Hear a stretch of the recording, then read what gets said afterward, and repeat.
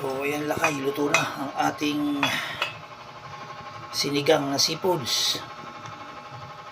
O yan, luto na. Yan ang finished product natin. Hindi mo na haluin, baka madurog yung isda. Ayan. Lutong luto yan. Sarap humigop ng sabaw.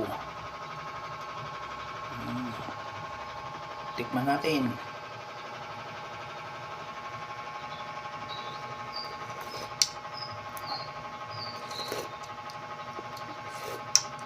Sarap. Nagimasmayang nami.